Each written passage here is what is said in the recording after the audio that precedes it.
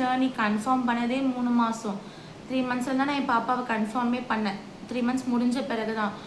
அப்புறம் 5th month எனக்கு அந்த மாதிரி ப்ராப்ளம் ஒன்று சொல்லிட்டாங்க, டவுன் சிண்ட்ரோம் டெஸ்ட்டு.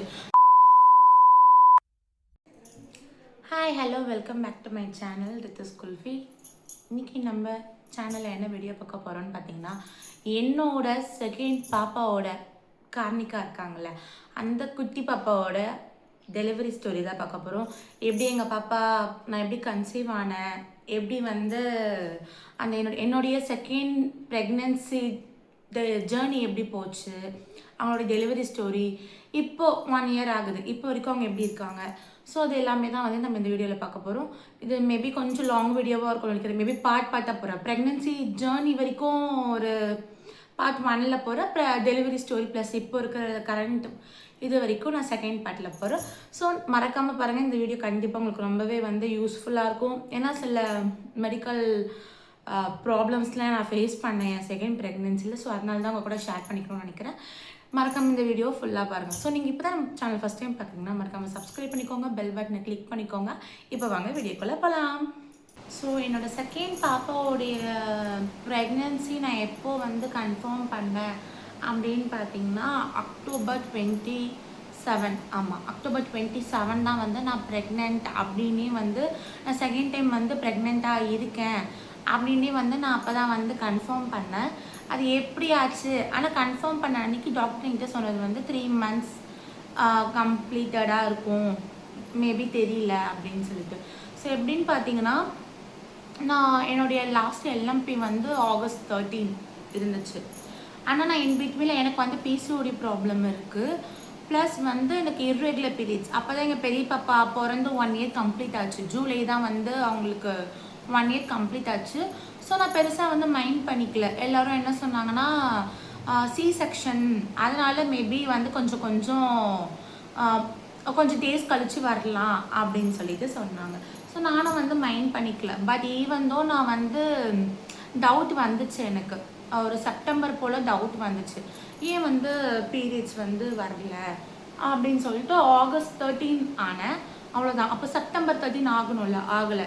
ஸோ நான் லைட்டாக டவுட் பண்ணேன், ஏன் வந்து ஆகலை அப்படின்னு சொல்லிட்டு. ஸோ நான் என்ன பண்ணேன்னா, செப்டம்பர் லாஸ்ட் வீக் வந்து நான் ப்ரெக்னென்சி டெஸ்ட் வந்து செக் பண்ணேன். ஆனால் அந்த ப்ரெக்னென்சி டெஸ்ட்டு நெகட்டிவ் தான் வந்துச்சு. நான் நார்மலாக நான் நினச்சேன்னா, ஓகே நம்மளுக்கு வந்து திருப்பி பிசிஓடி ப்ராப்ளம் வந்து வந்துடுச்சு போல், அதனால தான் வந்து நெகட்டிவ் வந்துச்சு அப்படின்னு சொல்லிட்டு நான் பெருசாக மைண்ட் பண்ணிக்கல. நான் அப்படியே விட்டுட்டேன். ஏன்னா அக்டோபரில் வந்து நான் அப்படியே விட்டுட்டு ஊருக்கு வர வேண்டிய வேலை இருந்துச்சு எனக்கு, சென்னையிலேருந்து. என்னோட மாமா பொண்ணோட மேரேஜ் இருந்துச்சு அக்டோபர் மந்த்து 21. ஸோ அந்த ஒரு 20 days வந்து நான் மேரேஜ் ப்ரிப்பரேஷன் ப்ராசஸ், நாங்கள் ட்ரெஸ் அரேஞ்ச் பண்ணுறது அப்படியே வந்து டேஸ் வந்து போயிடுச்சு எனக்கு. அந்த ஒரு 20 days நான் நெகட்டிவ் பார்த்துட்டேன். ஸோ எனக்கு வந்து ஓகே நம்ம வந்து ப்ரெக்னெண்ட்டாக இல்லைன்னு கன்ஃபார்ம் பண்ணிக்கிட்டேன். நான் அந்த நெகட்டிவ் கார்டு பார்த்த உடனே 45 days கழிச்சு தான் நான் வந்து கார்டு செக் பண்ணி பார்த்தேன். ஸோ நான் வந்து ஃபிக்ஸ் பண்ணிட்டேன், ஓகே நம்ம வந்து ப்ரெக்னெண்ட்டாக இல்லை. நெக்ஸ்ட் என்ன இருக்கும், ஓகே மேபி பிசிஓடி ப்ராப்ளம் வந்து அகெயின் வந்திருக்கலாம். சரி நம்ம மேரேஜ் முடிச்சுட்டு நான் மோஸ்ட்டாக வந்து பிசிஓடிக்கு வந்து எங்கள் ஊர் வேலூரில் தான் வந்து நான் வந்து பார்ப்பேன். ஸோ நம்ம மேரேஜ் முடிச்சுட்டு நம்ம ஊருக்கு தானே போவோம், அங்கே போய் டாக்டர் என்னோட கைனகாலஜிஸ்ட் வந்து நம்ம கன்சல்ட் பண்ணிக்கலாம் அப்படின்னு சொல்லிட்டு அதை கேர்லெஸ்ஸாக விட்டுட்டேன். அப்புறம் அந்த மேரேஜ்க்காக ப்ராசஸ்லாம் போயிட்டுருக்கு. நாங்களும் அந்த நலங்கு ஃபங்க்ஷன் அது இது எல்லாமே அட்டென்ட் பண்ணி, அப்புறம் அவளோட மேரேஜ்க்கு எங்கள் கசினோடைய மாமா பொண்ணோட மேரேஜ் அன்றைக்கி ஈவினிங் நைட் ரிசப்ஷன் நடக்கும்ல, செம்ம டான்ஸுங்க. இப்படி அப்படி டான்ஸ் இல்லை, டான்ஸ்லாம் நாங்களும் டான்ஸ் மாஸ்டரில் கிடையாது, நாங்கள் பாட்டுக்கு ஆடிட்டு இருந்தோம். நானும் எங்கள் இன்னொரு மாமா பொண்ணும் நாங்கள் பாட்டுக்கு செம்மையாக டான்ஸ் ஆடிட்டு இருந்தோம். ஒரு 2-3 hours கிட்ட மினிமம் அவ்வளோ நேரம் ஆடிட்டு இருந்தோம். ஸோ ஆடிட்டு இருந்தோமா, ஆடி செம்ம டயர்டு. ரிசப்ஷன் சூப்பராக போச்சு, நாங்கள் சூப்பராக நான் சூப்பராக அட்டென்ட் பண்ணேன். மார்னிங் மேரேஜ் அப்போ என்ன ஆகிடுச்சுன்னா, ஈவினிங் நைட்டே வந்து எனக்கு ஃபுட் பாய்சன் ஆகிடுச்சு. ஏதோ சாப்பிட்ட சம்திங் ஒத்துக்காமல் எனக்கு எல்லாம் கொஞ்சம் எங்கள் அம்மாக்கோ கொஞ்சம் பேருக்கு ஆச்சு. ஸோ நான் நினச்சேன் இது காமன் வாமிட்டு சென்சேஷன், அப்புறம் ஃபுட் பாய்சனால் வந்து லூஸ் மோஷன் எல்லாமே ஆச்சு. ஸோ நாங்கள் இது காமன் சொல்லிட்டு அங்கேருந்து ஜிஹெச்சில் போயிட்டு ஆமாம், அங்கே ஜிஹெச் கூப்பிட்டு போனாங்க உடனே. ஏன்னா சுத்தமாக ரொம்ப வந்து டீஹைட்ரேஷன் ஆகிட்டேன். அதனால உடனே ஜிஹெச் கூப்பிட்டு போனாங்க.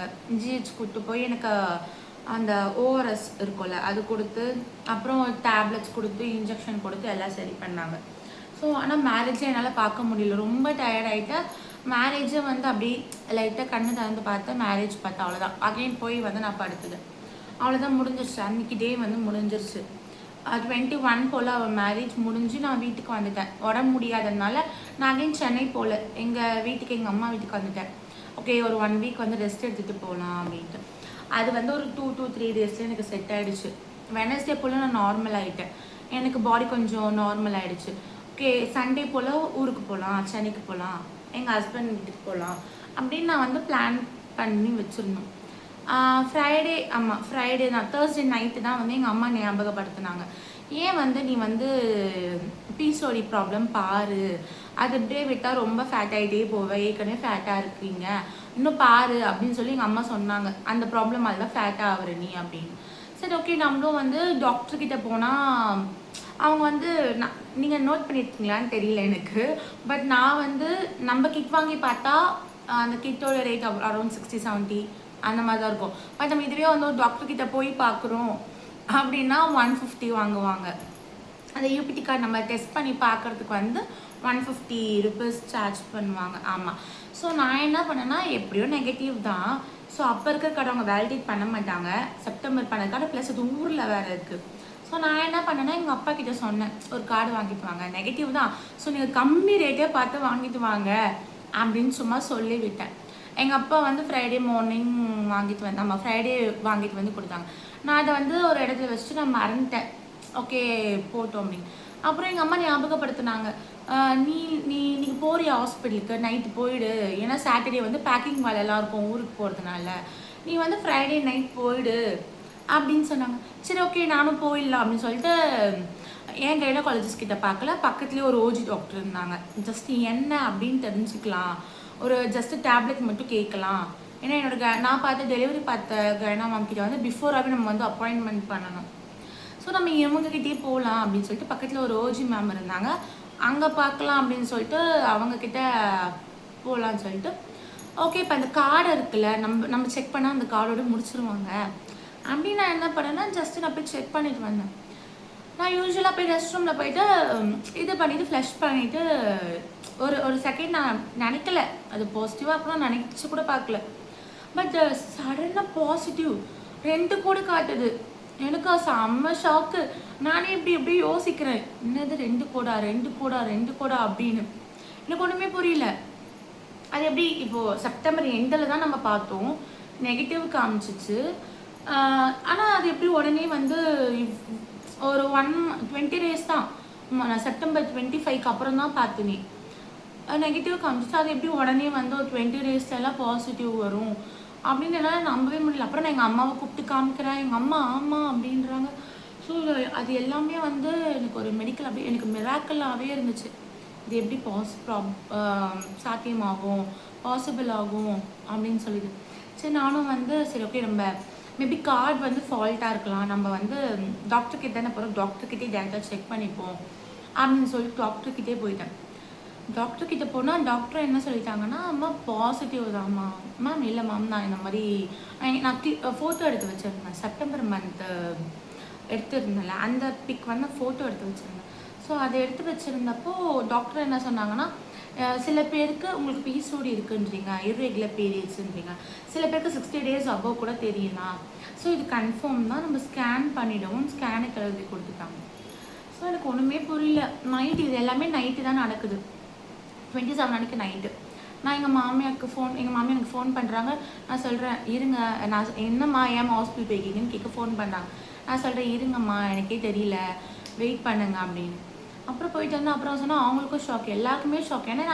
ஏன்னா பிஃபோர் டே தான் வந்து நான் அப்படி ஒரு 4 நாள் முன்னாடி தான் அப்படி ஒரு டான்ஸ் ஆடுறேன், ஒரு இது பண்ணுறேன், நிறைய ஃபிசிக்கல் ஆக்டிவிட்டீஸ் அதெல்லாம் தெரிஞ்சே பண்ணலை, பட் தெரியாமல் நான் பார்த்து கேஷுவலாக பண்ணிட்டு இருந்தேன். பட் அது எப்படி பாசிபிள் ஆச்சு அப்படின்னு எனக்கு நிஜமாக தெரியல. ஓகே, அப்புறம் ஸ்கேன் பண்ண அப்புறம் எங்கள் ஹஸ்பண்ட் கிட்ட சொன்னேன். ஹவ் இஸ் இட் பாசிபிள் அப்படிங்கிது. என்னது பாசிபிளா, அவ்வளோதான் அப்படின்னு சொல்லிட்டு ஒரே ஃபன்னாக போச்சு எங்களுக்கு. ஆக்சுவலாக அந்த அந்த மூமெண்ட் வந்து எப்படி இருந்துச்சுன்னா ஒரு மெடிக்கல் மிராக்கிளாக தான் இருந்துச்சு. ஏன்னா எனக்கு தெரியல பர்சனலாக நான் எவ்வளோலாம் வந்து அப்போ வந்து வெயிட் லாஸ்க்காகவும் நிறைய வெயிட் லாஸ்க்காக எக்ஸசைஸும் பண்ணேன். ப்ளஸ் நிறைய டயட் ஃபுட் சாப்பிட ஆரம்பித்தேன். அந்த ஒரு என் பாப்பாவுக்கு ஃபீடிங் ஸ்டாப் பண்ணி ஜூலையில் ஃபீடிங் ஸ்டாப் பண்ணேன். அந்த ஒரு 2 மாதத்தில் இது எப்படி பாசிபிள் ஆச்சு அப்படி இப்படின்னு கேட்டுட்டு ஒரே சிரிப்பாக தான் இருந்துச்சு. சரி ஓகே அப்படின்னு ஸ்கேன் பண்ணுவோம்னு சொல்லிட்டு இப்போ தான் நின்று இருக்கோம், ஸ்கேன் பண்ணுவோம்னு சொல்லிட்டு ஸ்கேன் பண்ணி பார்த்தா அவங்க என்ன சொல்லிட்டாங்கன்னா 12 வீக்ஸ் ஆகுது அப்படின்னு சொல்லிட்டாங்க. அதான் 12 வீக்ஸ்னால் 11 வீக்ஸ் முடிஞ்சிருச்சு அப்படின்னு சொல்லிட்டாங்க. 3 months ஆகுது அப்படின்னு சொல்லிட்டாங்க. எனக்கா செம்ம ஷாக். என்னது 3 months ஆகுதா, எப்படி கால்குலேட் பண்ணாலும் எப்படி இது அப்படின்னு சொல்லிட்டு யோசிச்சிட்டே இருந்தேன். அப்புறம் சரி ஓகே இதுக்கப்புறம் ஒன்றும் பண்ண முடியாது, ஃபர்தராக போய் தான் ஆகணும். நான் வந்து பிளானிங் அப்படியெல்லாம் கிடையாது, ஃபர்ஸ்ட் பேபிக்கு தான் வந்து பிளான் பண்ணுவோம். ஸோ செகண்ட் ப்ரெக்னென்சின்றது உங்களுக்கு வந்து ஒரு காட்ஸ் கிஃப்ட்டுனே சொல்லலாம். அவ்வளோலாம் வந்து பிளான் பண்ணி ஐயோ செகண்ட் ப்ரெக்னென்ட் ஆகணும் அப்படிலாம் இல்லை. அதுவாக ஒரு கேஷுவலாக இருக்கும் போது ஓகே வந்துச்சு.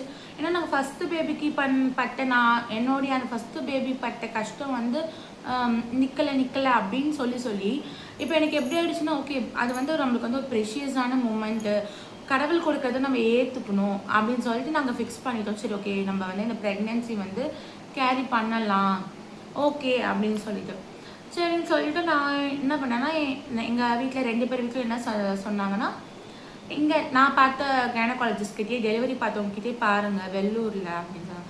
பட் நாங்கள் என்ன பண்ணோன்னா இல்லை நாங்கள் வந்து சென்னையிலே பார்க்குறோம், ஏன்னா வந்து போக முடியாதுல்ல, ரொம்ப லாங், ஒரு 4 hours ஆகிடுது எனக்கு அங்கே நீங்கள் வர. ஸோ ரொம்ப லாங்காக இருக்கவே இல்லை, நாங்கள் சென்னையிலே பார்க்குறோம் அப்படின்னு சொல்லிட்டு சென்னைக்கு போயிட்டு சென்னைக்கு போயிட்டு ஒரு 1 weekலலாம் நாங்கள் போயிட்டோம். ஹாஸ்பிட்டல் வந்து சூஸ் பண்ணி எஸ்ஆர்எம்மில் தான் நான் பார்த்துருந்தேன் செகண்ட் பாப்பாவுக்கு. ஆமாம் எஸ்ஆர்எம்மில் தான் பார்த்தேன். இந்த ப்ராசஸ்ஸு இந்த சூஸ் பண்ணுறதுக்குள்ளே நான் இன்னொரு ஹாஸ்பிட்டல் பார்த்தேன். அந்த ஹாஸ்பிட்டல் நான் சொல்ல விரும்பலை, பட் எனக்கு பிடிக்கல. அங்கே அவங்க ட்ரீட் பண்ண விதம் ஒரு மாதிரி எனக்கு அந்த ஹாஸ்பிட்டல் அட்மாஸ்ஃபியரும் பிடிக்கல. ஒரு மாதிரி ரொம்ப எல்லாமே வந்து ஒரு மாதிரி இதுவாகவே இருந்துச்சு, எனக்கு அன்கம்ஃபர்டபுளாகவே இருந்துச்சு. அதனால் அந்த ஹாஸ்பிட்டல் நான் குவிட் பண்ணிவிட்டு அப்புறம் எஸ்ஆர்எம் சூஸ் பண்ணோம். ஸோ அதனால் குவிட் பண்ணதுனால அந்த ஹாஸ்பிட்டல் பற்றி பேசக்கூடாதுல்ல, அதனால் அந்த ஹாஸ்பிட்டல் பற்றி நான் பேசலை. நெக்ஸ்ட்டு தான் நாங்கள் எஸ்ஆர்எம் சூஸ் பண்ணோம். அந்த இன்பிட்வீன் கேப்பில் 4th month எங்களுக்கு முடிஞ்சிச்சு. ஏன்னா நானும் எங்கள் ஹஸ்பண்ட் எங்கள் பாப்பா மட்டும்தான். ஸோ அவர் தான் வந்து ஒர்க்குக்கும் போயிட்டு வந்து நான் ஹாஸ்பிட்டலுக்கும் கூப்பிட்டு போகணும். இதுக்கு நடுவில் நான் வந்து கவர்மெண்ட் ஹாஸ்பிட்டல்லையும் வந்து கார்டு போடுற வேலை இருந்துச்சு. அந்த பிக்மி நம்பர் கொடுப்பாங்களா, அந்த நம்பருக்கெலாம் வந்து கார்டு போடுற வேலை இருந்துச்சு. ஸோ அந்த ப்ராசஸ் திருப்பி அங்கே போனோம். அங்கே இதெல்லாம் வந்து நடக்கிறதுக்குள்ளே ஒரு 4 months கிட்ட ஆகிடுச்சு. 4 months எண்டு வரைக்கும் வந்துடுச்சு. நான் வந்து அதுக்கு நடுவில் வந்து என்டி ஸ்கேன் மட்டும் எடுத்திருந்தேன். இந்த எஸ்ஆர்எம் போன உடனே அதான் வீக்ஸ் அதிகமாகிடவே என்டி ஸ்கேன் மட்டும் எடுத்துக்கலாம் அப்படின்னு சொன்னாங்க. என்டி ஸ்கேன் மட்டும் எடுத்தால் பாப்பா நல்லா இருக்குது அப்படின்னு சொல்லிட்டாங்க. ஓகே அப்படின்னு சொல்லிட்டாங்க. அந்த என்டி ஸ்கேன் எடுக்கும் போது இப்போலாம் வந்து நம்மளுக்கு டவுன் சிண்ட்ரோம்னு ஒரு டெஸ்ட் எடுக்கிறாங்க. அது இவங்க வந்து டவுன் சிண்ட்ரோம் சொல்கிறாங்க, ஒருத்தர் வந்து டபுள் மார்க்கர் டெஸ்ட்டுன்னு சொல்கிறாங்க. அங்கே தாங்க எனக்கு வந்துச்சு பெரிய ட்விஸ்ட் அண்ட் டர்னே. ஃபஸ்ட்டு பாப்பாவுக்கு எந்த ஒரு மெடிக்கல் ப்ராப்ளம்ஸுமே இல்லாததுனால இதுக்கு வந்து என்டி ஸ்கேன் நல்லா இருக்குன்னு சொல்லிட்டாங்க. பட் அந்த ரிப்போர்ட் நான் கொடுத்துருந்தேன் பார்த்தீங்களா, என்னோடய பிளட் டெஸ்ட்டு, அந்த டபுள் மார்க்கர் டெஸ்ட்டுக்கு, அது என்ன சொல்லிட்டாங்கன்னா 3 days கழிச்சு தான் வரும், 3 days கழிச்சு வாங்க ரிப்போர்ட்டுக்குன்ட்டாங்க. நான் 3 days அன்றைக்கி தான் போனேன். மறுநாள் ஆஃப்டர்நூன் வந்து ஃபோன் பண்ணுறாங்க டாக்டர், இந்த மாதிரி இங்கே உடனே ஹாஸ்பிட்டல் கிளம்பி வாங்க, உடனே பேசணும், இந்த மாதிரி உங்கள் ஸ்கேன் இதில் வந்து பிளட் டெஸ்ட்டில் வந்து கொஞ்சம் ப்ராப்ளம் இருக்குது அப்படின்னு. எனக்கு செம பயம். எங்கள் ஹஸ்பண்டும் ஒர்க் போயிருந்தாங்க. நான் ஃபோன் பண்ணி அழுதுகிட்டே ஃபோன் பண்ணுறேன். அவங்க வந்துட்டாங்க. உடனே வீட்டில் இருந்து கொஞ்சம் தான், ஒரு 20 minutes கூட ஆகாது, அவ்வளோ தூரம். அப்புறம் அவங்க உடனே வந்து எஸ்ஆர்எம் வந்து போயிட்டு நாங்கள் போய் கேட்டால் அவங்க என்னென்னமோ சொல்கிறாங்க. எனக்கு அப்படியே ஒரு நிமிஷம் ஒன்றுமே புரியல எனக்கு. அப்படியே ஒரு மாதிரியே இருந்தேன், அமைதியாகவே இருந்தேன், அழுதுகிட்டே இருந்தேன். இந்த மாதிரி வந்து என்ன சொல்லிட்டாங்கன்னா Down syndrome screening test positive அப்படின்னு சொல்லிட்டாங்க ஒரே வார்த்தை. எனக்கு எங்கேருந்து தான் அழுக வந்துச்சுன்னு தெரியல. அழுக அப்படி ஒரு அழுக. பாசிட்டிவ் டவுன் சிண்ட்ரோம் இருக்கும் உங்கள் பாப்பாவுக்கு, ஸ்க்ரீனிங் டெஸ்ட்டில் வந்து பாசிட்டிவ்னு காட்டுது அப்படின்றனால எனக்கு எங்களுக்கு ஒன்றுமே புரியல. என்ன டாக்டர் என்ன எனக்கு எங்களுக்கு வந்து ஏன்னா பேரண்ட்ஸும் கூட இல்லை.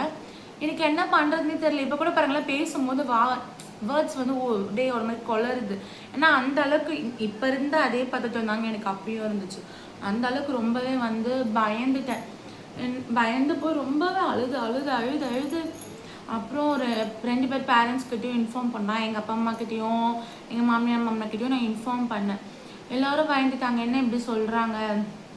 அவங்க என்ன சொன்னாங்கன்னா, நீங்கள் வந்து டெர்மினேட் பண்ணிவிடுங்க பாப்பாவுக்கு வந்து டவுன் சிண்ட்ரோம் வந்து பாசிட்டிவ்னு வருது ஸ்க்ரீனிங் டெஸ்ட்டில். நீங்கள் வந்து டெர்மினேட் பண்ணிவிடுங்க, அதாவது அபார்ட் பண்ணிவிடுங்க அப்படின்னு சொல்லிட்டாங்க. யோசிச்சு பாருங்களேன், நான் அந்த ப்ரெக்னென்சி கன்ஃபார்மே எனக்கு 1 மாதம் கூட அந்த ஹாப்பினஸ் இல்லை. எனக்கு எப்படி இருக்கும், ஏன்னா நான் ஃபஸ்ட் பேபிக்கு வந்து இல்லைன்னு ரொம்ப ஃபீல் பண்ணியிருக்கேன். உடனே இந்த பேபி கிடச்சிச்சின்னு சந்தோஷப்பட்டு அந்த சந்தோஷம் கூட எனக்கு ஒரு 1 மந்த் கூட நிலைக்கல. இப்படி சொல்கிறாங்களே அப்படின்னு எனக்கு அதை அக்செப்ட் பண்ணிக்கவே முடியல. என்ன பண்ணுறது. அப்புறம் வந்து அவங்க வந்து இன்னொரு டாக்டர்கிட்ட பேசினாங்க.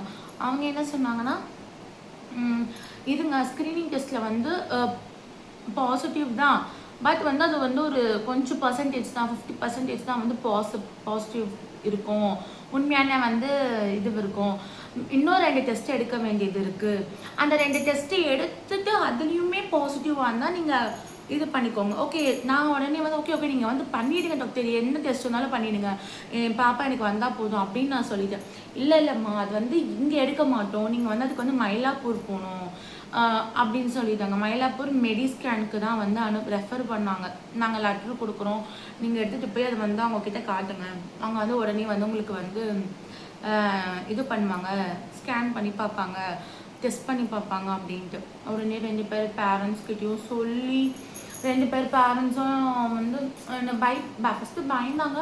அப்புறம் என்ன சொன்னாங்கன்னா, ஓகே உங்களுக்கு என்ன ஏஜ் ஆகிடுச்சு விட்டு, ஏன்னா எப்படி வந்து நம்ம அந்த மைண்ட் செட்லேயே இருக்க முடியுமா, எப்படி வந்து நம்ம ரிஸ்க் எடுக்க வேணாம், ஏன்னா ஒரு பேபி உங்களுக்கு இருக்குது இல்லைன்னா கூட பரவாயில்ல, ரிஸ்க் எடுக்க வேணாம், நீங்கள் வந்து இது பண்ணிக்கோங்க, அவாய்ட் பண்ணிக்கோங்க அப்படின்ட்டாங்க. சொல்லிட்டாங்களா. எனக்கு செம்ம இது, என்னடா இது இப்படி சொல்கிறாங்க. பட் என்னால் அக்செப்டன்ஸே பண்ணிக்க முடியல. நமக்கு ஒரு இன்னர் ஃபீலிங் இருக்குல்ல, ஒரு அம்மாவாக நமக்கு ஒரு இன்னர் ஃபீலிங் இருக்கும்ல, இல்லை இந்த பாப்பா நம்மக்கிட்ட வந்துடும் அப்படின்னு சொல்லிட்டு. ஸோ அந்த மாதிரி நான் வந்து ஒத்துக்கவே இல்லை. எங்கள் மாமியாரும் கன்வின்ஸ் பண்ணாங்க, இங்கே பாருமா உனக்கு வந்து சின்ன ஏஜ் தான்டா, பரவாயில்ல. பட் என்னால் அக்செப்டன்ஸே பண்ணிக்க முடியல. அவங்க எனக்கு தெரியுது அவங்க நல்லதுக்கு தான் சொல்கிறாங்க, பட் நம்ம ஒரு மனசுன்னு ஒன்று இருக்கும்ல, ஒரு அம்மாவோட மனசுன்னு, என்னால் அக்செப்டே பண்ணிக்க முடியல. இல்லை அவங்க சொல்லியிருக்காங்க, நம்ம அந்த 2 டெஸ்ட்டு பண்ணி பார்த்துட்டா இன்னும் வந்து அதுக்கப்புறம் முடிவு பண்ணிக்கலாம், எனக்கு நம்பிக்கை இருக்குது அப்படின்னு நான் சொன்னேன். எனக்கு நம்பிக்கை இருக்குது, முருகர் வந்து காப்பாற்றுவார், இல்லை அந்த மாதிரிலாம் நமக்கு ஒன்றும் கெட்டது நடக்காது, நம்ம அந்த டெஸ்ட் பண்ணி பார்க்கலாம் அப்படின்னு நான் அவங்கள கன்வின்ஸ் பண்ணி மெட்ஸ்கேன் போய் அவங்க வந்து ஒரு டேட் கொடுத்தாங்க, அன்றைக்கி வர சொன்னாங்க. அந்த டெஸ்ட்டு நேம் வந்து எனக்கு 2 டெஸ்ட் எடுத்தாங்க. ஒன்று வந்து அப்படியே நார்மலாக வந்து பிளட் டெஸ்ட் எடுத்தாங்க. இன்னொன்று வந்து என்ன எடுத்தாங்கன்னா, இன்ஜெக்ஷனை வந்து என்னுடைய பனிக்கூடம் இருக்குல்ல, ஆமாம், என் வயிற்றில் வந்து இன்ஜெக்ட் பண்ணி அந்த பனிக்கூடத்துலேருந்து ஃப்ளூயிடை எடுத்து வெளியே அனுப்பிச்சு கண்டுபிடிக்கணும். அந்த டெஸ்ட் பேர். அந்த 2 ரிப்போர்ட்ஸுமே வந்து நான் உங்களுக்கு காமிக்கிறேன் பாருங்கள். அந்த 2 ரிப்போர்ட்ஸுமே வந்து வரணும். இல்லை நெகட்டிவ் தான், பாப்பா வந்து நல்லா இருக்குது அப்படின்னு சொல்லிட்டு நமக்கு வந்து வரணும். அந்த 2 டெஸ்ட்டு தான் மெயின். அதுதான் வந்து டிசைட் பண்ணும் ஒரிஜினலாக உண்மையாகவே வந்து பாப்பாவுக்கு டவுன் சிண்ட்ரோம் இருக்கா அப்படின்னு. எனக்கு அந்த டவுன் சிண்ட்ரோம்ன்ற வேர்டே படிச்சிருக்கோமே தவிர, பட் அப்படின்னு ஒரு வேர்டு வந்து என் லைஃப்பில் இப்படிலாம் வந்து நான் ஃபேஸ் பண்ணுவேன், அப்படிலாம் இருக்குமா, அப்படிலாம் ஒரு குழந்தைக்கு இருக்குமா, அப்படிலாம் தான் எனக்கு தோணுச்சு. ஒரு குழந்தைக்கு இந்த மாதிரிலாம் ஒரு ப்ராப்ளம் இருக்குமா, இருக்காது. நான் அப்படியே அழுது அந்த அவங்க என்ன பண்ணிட்டாங்கன்னா, எனக்கு ஒரு 10 days கழிச்சு கொடுத்துட்டாங்க டேட்டு. அந்த 10 days ஃபுல்லாக எனக்கு அப்புறம் நரக வேதனைன்றதையும் நான் அப்போ தாங்க அனுபவித்தேன். என் பாப்பா இருக்கா, பட் என் பெரிய பொண்ணு இருந்தா, பட் என்னால் அழுது நான் யோசிச்சு பாருங்களேன், நம்மளுக்கு எப்படி இருக்கும் ஒரு உயிர், அது நம்ம என்ன எப்படி இருக்கும் ஒன்றுமே எனக்கு புரியல. எப்படி இப்போ நான் பேசுகிற மாதிரி தான் அப்பயும் இருந்தேன். அழுதுகிட்டே இருப்பேன். எங்கள் ஹஸ்பண்ட் கன்சோல் பண்ணுவாங்க, எங்கள் வீட்டில் சொல்லுவாங்க. அப்புறமா ஃபைனலாக அந்த டேவும் வந்துச்சு. நாங்கள் போய் அந்த 2 டெஸ்ட்டும் எடுத்தோம். 2 டெஸ்ட் எடுத்து உடனேவும் கொடுக்கல. திருப்பி 2 நாள் இது 15 டேஸ் போஸ்ட்பான் பண்ணிட்டாங்க. 15 நாள் கழிச்சு தான் வந்து ரிப்போர்ட் வரும். நாங்கள் வந்து வந்த உடனே நாங்கள் வந்து இன்ஃபார்ம் பண்ணுவோம். நீங்கள் அப்போ வந்து கலெக்ட் பண்ணிக்கோங்க. அப்படின்லாம் வந்து உங்கள் அட்ரஸ் கொடுத்துருப்பாங்க. நாங்கள் உங்களுக்கு வீட்டுக்கே வந்து அனுப்பிச்சி விடுவோம். நாங்கள் இருக்கிற இடத்துக்கும் மயிலாப்பூருக்கு ரொம்ப தூரம், கிட்டத்தட்ட 2 hours ஆகும். ஸோ நாங்கள் வந்து அட்ரஸ் கொடுத்துட்டு வந்துட்டோம். நாங்கள் ஓகே நாங்கள் போயிட்டு வரோம். அந்த 15 டேஸும் நான் வேண்டாத சாமியே இல்லைங்க. அந்த 15 நாளும் எதுவும் இருக்கக்கூடாது. அப்போ அந்த பொங்கல் டைம் வேறு வந்துச்சு. பொங்கல்லாம் முடிஞ்சு தான் வந்து எனக்கு ரிப்போர்ட்ஸ் வர மாதிரி இருந்துச்சு. அந்த பொங்கல் கூட அந்த இயர் வந்து எனக்கு அதனால் வந்து ஹாப்பியாக செலிப்ரேட் பண்ண முடியல. எதுவும் இருக்கக்கூடாதுன்னு வேண்டாத சாமியே இல்லை. எந்த சாமி பார்க்குறோன்னோ அப்படியே வேண்டுவேன், என் குழந்தைய கொண்டு இருக்கக்கூடாது. அந்த மாதிரிலாம் சஃபர் ஆகி கடைசியில் அந்த டே வந்துச்சுங்க. அப்போ அவங்க சொன்னாங்க, அந்த ரிப்போர்ட்ஸ் வந்துருச்சு, ஒன்றும் இல்லை பாப்பா நல்லா இருக்கு, எந்த ப்ராப்ளம் இல்லை. அப்போ தான் எனக்கு உண்மையாகவே உயிரே வந்துச்சு. அப்பாடா நம்ம குழந்தைக்கு ஒன்றும் இல்லை, நல்லா இருக்கா, இப்போ நல்லா இருக்கா நம்ம பாப்பா, ஒன்றும் இல்லை, நம்ம குழந்தை வந்து சேஃபாக இருக்குது, டவுன் சிண்ட்ரோம் ப்ராப்ளம்லாம் இல்லைன்னு சொல்லிட்டாங்க. அப்போ எனக்கு உடனே டவுட் வந்துச்சு, அப்போ ஏன் வந்து ஸ்க்ரீனிங் டெஸ்ட்டில் வந்து பாசிட்டிவ் வந்துச்சு அப்படின்னு சொல்லிட்டு எனக்கு செம்ம டவுட் வந்துச்சு. நான் உடனே கேட்டேன் டாக்டர்கிட்ட, அப்போ ஏன் வந்து ஸ்க்ரீன் டெஸ்ட்டில் பாசிட்டிவ் வந்துச்சு அப்படின்னு சொல்லிட்டு. அப்போ அந்த டாக்டர் என்ன சொன்னாங்கன்னா, மேபி நீங்கள் வந்து வீக்ஸ் தாண்டி, அதாவது நான் எப்போ பார்த்தேன்னு பார்த்தீங்கன்னா 14th வீக்கில் வந்து என்னுடைய என்டி ஸ்கேன் பண்ணேன். மேபி உங்களுக்கு வந்து அந்த கரெக்ட் வீக் நம்ம டெஸ்ட் பண்ணாததுனால அப்படி எரராக தப்பாக காமிச்சிருக்கலாமா, நீங்கள் வந்து கரெக்டாக வந்து பார்த்துருந்தீங்கன்னா மேபி கரெக்டாக இருந்திருக்குமோ என்னமோ. நம்ம வந்து வீக்ஸ் தள்ளி பார்த்ததுனால இந்த மாதிரி ஃபால்ட் நடக்கும். பட் இதுதான் அந்த 2 டெஸ்ட்டு தான் முக்கியம். இது வந்து ஜஸ்ட் 50% தான். இது கணக்கெடுத்துக்காதீங்க. உங்கள் பாப்பா சேஃபாக இருக்குது, நல்லா இருக்குது. அந்த 2 டெஸ்ட்டில் 100% வந்து நெகட்டிவ் வந்துச்சு. உங்கள் பாப்பா சேஃபாக இருக்குன்னு சொன்னது தாங்க எனக்கு அப்பாடான்னு இருந்துச்சு. ஸோ நீங்களும் வந்து யாருன்னா வந்து இந்த மாதிரி செகண்ட் ப்ரெக்னென்சிக்கு ஃபஸ்ட் ப்ரெக்னென்சி ஆகி 3 month பீரியட்ஸ் தள்ளி போயிருக்கு, அந்த மாதிரிலாம் யாருன்னா இருந்தால் கொஞ்சம் முன்னாடி டாக்டர்கிட்ட செக் பண்ணிக்கோங்க. மந்த்லி இந்த மாதிரி என்ன மாதிரி தள்ளி கொஞ்சம் இருந்துடாதீங்க அப்படின்னு நான் சொல்கிறேன். ஏன்னா இது பாருங்கள், தள்ளி பார்த்ததுனால தான் எனக்கு இவ்வளோ பெரிய ப்ராப்ளம் இல்லைனாலும் அந்த இஷ்யூ வந்து ஃபேஸ் பண்ணேன் நான். அந்த டவுன் சிண்ட்ரோம், அந்த டெஸ்ட்டுங்க, அதெல்லாம் வந்து நான் ஃபேஸ் பண்ணேன். ஸோ நீங்களும் வந்து யாருன்னா வந்து இந்த மாதிரி பிசிஓடி ப்ராப்ளம் இருக்கிறவங்க வந்து இர்ரெகுலர் பீரியட்ஸாக இருக்கிறவங்களுக்கு வந்து இந்த மாதிரி பீரியட்ஸ் வரல, மேரேஜ் ஆகி இந்த மாதிரி ஆயிடுச்சுன்னா வந்து எங்களுக்கு பீரியட்ஸ் வரல அப்படின்னா டாக்டரை போய் கன்சல்ட் பண்ணி பாருங்கள். பால் மாறாமல் ஒரு பிளட் டெஸ்ட் எடுத்து பார்த்துருங்க, பாசிட்டிவாக நெகட்டிவானு. ஸோ என்ன மாதிரி இருக்காதீங்க. நான் அப்படி கேர்லெஸ்ஸாக விட்டதுனால எனக்கு அந்த ஒரு இஷ்யூ வந்து நான் என்னோடய ப்ரெக்னென்சியில் வந்து ஃபேஸ் பண்ணேன்.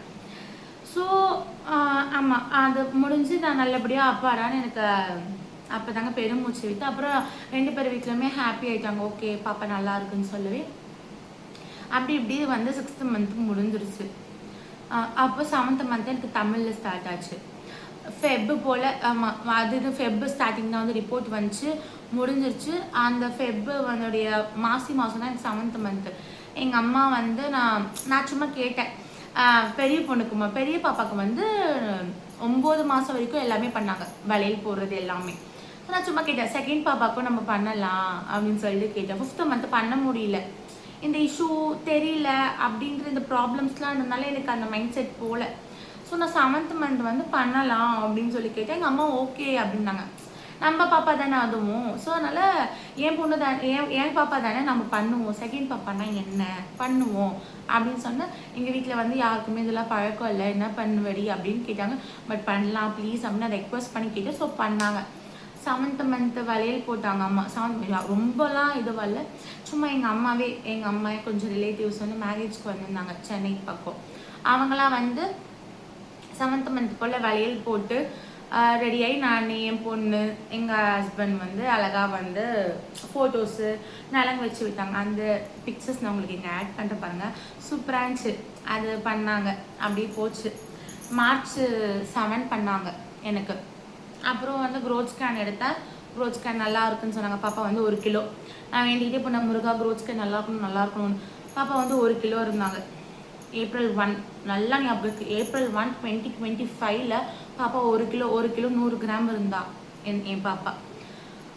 போயிட்டு அகெயின் மேரேஜ் எனக்கு வந்து மேரேஜ் வந்துச்சு எங்கள் ரிலேட்டிவ்ல. எங்கள் அண்ணாக்கு ஒருத்தருக்கு மேரேஜ் வந்துச்சு. ஸோ ரொம்ப க்ளோஸ்ன்றதுனால நாங்கள் போனோம். அங்கே தாங்க பெரிய ட்விஸ்டே எனக்கு. April 1, 28 தெரியல, 29 சம்திங் தெரியல, 28 வீக்ஸ் தான் நினைக்கிறேன். ஆமாம் 28 வீக்ஸ் தான். 28 வீக்ஸில் வந்து நான் வந்து 1 கிலோ பாப்பா நல்லா இருக்கு அப்படின்னு சொல்லி கன்ஃபார்ம் பண்ணிட்டு தான் ஊர்லேருந்து வந்து நான் டாக்டர் கிட்ட கேட்டு ட்ராவல் பண்ணலாம். நான் ஓகே நீங்கள் நல்லா இருக்கீங்க ட்ராவல் பண்ணலான்னு சொன்னாங்க. சரின்னு ஓகேன்னு வந்த ட்விஸ்ட்டு தாங்க. மேரேஜுக்கு வந்துட்டு ரெடிலாம் ஆகிட்டு இருக்கோம். மண்டபத்துக்கு போயிட்டோம். மண்டபத்துக்கு போய் ரெடி ஆன உடனே நாங்களாம் ரெடி ஆகிட்டு இருந்தோம். நான் எங்கள் கோ சிஸ்டர் ரெடி ஆகிட்டு இருந்தாங்க. நான் எங்கள் மாமியார். எனக்கு கொஞ்சம் டயர்டாக இருந்ததுனால நான் உட்காந்துட்டு இருந்தேன் கொஞ்சம் பொறுமையாக. எனக்கு ஆனால் உடம்பு ஏதோ பண்ணுச்சு. அன்றைக்கி தான் என் பர்த்டே, அந்த ரிசப்ஷனுக்கு தான் என் பர்த்டே. கொஞ்சம் உடம்பு ரொம்ப டயர்டாக இருந்துச்சு. ஸோ ஏதோ பண்ணுச்சு. அதனால் ஆமாம், அதனால் வந்து நான் கொஞ்சம் உட்காந்துட்டு இருந்தேன் பொறுமையாக. சரி ஓகே. எங்கள் அம்மா என்ன சொன்னாங்கன்னா, மாமியார் என்ன சொன்னாங்கன்னா, டைம் ஆகுதுமா ரெடி ஆகு அப்படின்னு. சரி ஓகேம்மா அப்படின்ட்டு. ஆனால் கொஞ்சம் யூரின் மட்டும் அடிக்கடிக்கு வர மாதிரி இருந்துச்சு எனக்கு. நான் நார்மலாக வந்து சரி யூரின் நார்மலாக தான், ப்ரெக்னென்சி லேடிஸ்க்கு தானே வருது, நார்மல்னு விட்டுட்டேன். நான் ஓகே எழுந்து நின்று ரெடி ஆகலான்னு ரெடி ஆகுனேன். அவ்வளோதான் டம்மால். அப்படியே பனிக்கோடை உடஞ்சிருச்சு. எழுந்து நின்று இப்படி திரும்பினா பனிக்கோடை உடஞ்சிருச்சு. பனிக்கோடை உடஞ்சி செம்ம தண்ணி பிளட் எல்லாம் வேற. எனக்கு அப்படியே ஒரு நிமிஷம் என்ன பண்றதுனே தெரியல. இது வரைக்கும் வந்து பனிக்கோடை உடஞ்சிருச்சு. இதுக்கப்புறம் ஸ்டோரியை வந்து நான் பார்ட் 2ல சொல்கிறேன். இது வரைக்கும் அவங்க ப்ரெக்னென்சி ஜேர்னி, அந்த ப்ரெக்னென்சி ஜேர்னி கன்ஃபார்ம் பண்ணதே 3 மாதம் 3 மந்த்ஸில் தான் நான் என் பாப்பாவை கன்ஃபார்மே பண்ணேன். 3 மந்த்ஸ் முடிஞ்ச பிறகு தான். அப்புறம் 5th மந்த்து எனக்கு அந்த மாதிரி ப்ராப்ளம் ஒன்று சொல்லிட்டாங்க, டவுன் சிண்ட்ரோம் டெஸ்ட்டு. நீங்கள் உங்கள் ப்ரெக்னென்சியில் இந்த மாதிரி Down syndrome test, screening test positive வந்து இந்த டெஸ்ட்டு நெகட்டிவ் வந்திருக்கான்னு இந்த வீடியோ பார்க்குறவங்க யாருன்னா எனக்கு கமெண்ட் பண்ணுங்கள். ஏன்னா எனக்கு கொஞ்சம் எப்படி சொல்கிறது, கொஞ்சம் பார்த்தோன்னே கொஞ்சம் ரிலாக்ஸேஷனாக இருக்கும். இந்த மாதிரி எனக்கு மாதிரி தான் அப்படி ஆச்சு, இல்லை உங்களுக்கும் ஆச்சுன்னு மறக்காமல் கமெண்ட் செக்ஷனில் சொல்லுங்கள். ஸோ இந்த பனிக்கோடை உடஞ்சது இருக்கும் நான் ஃபஸ்ட் பார்ட்டில் போடுறேன். பனிக்கோடை உடஞ்சதுலேருந்து நான் செகண்ட் பார்ட்டில் போடுறேன். ஏன்னா அப்போ தான் வந்து போடுறேன். ஏன்னா இப்போ வீடியோ இதுவே வந்து 30 மினிட்ஸ் ஆகிடுச்சு. இதனால் கட் கூட பண்ண முடியாது, ஏன்னா ஃபுல் ஜேர்னி இல்லை. ஸோ மறக்காமல் இந்த செகண்ட் பார்ட் வேணால் மறக்காமல் வந்து தம்ஸ் அப் கொடுங்க கமெண்ட்ஸில் வந்து. ஸோ இந்த வீடியோ உங்களுக்கு பிடிச்சிருந்துச்சுன்னா மறக்காமல் சப்ஸ்கிரைப் பண்ணிக்கோங்க, பெல் பட்டனை ஷேர் பண்ணிக்கோங்க. பார்ட் 2க்காக மறக்காமல் வெயிட் பண்ணுங்கள். அது இன்னும் இன்ட்ரெஸ்டிங்காக இருக்கும். இன்ட்ரெஸ்டிங்காக இருக்காதுங்க, அதுவும் என்னுடைய கஷ்டத்தை தான் நான் சொல்கிறேன், என்னுடைய எக்ஸ்பீரியன்ஸ் தான் நான் சொல்கிறேன். அதுவுமே வந்து எனக்கு ஒரு பெரிய டர்ன்ஸ் ட்விஸ்ட் எல்லாமே இருக்கும் அதில். ஸோ பார்ட் 2க்காக மறக்காமல் தம்ஸ் அப் பண்ணுங்கள். நான் உடனே பார்ட் 2வும் வந்து ஒரு நாள் இந்த வீடியோ போட்டோன்னே அந்த வீடியோ போட்டு வரேன். So let's wait for part 2.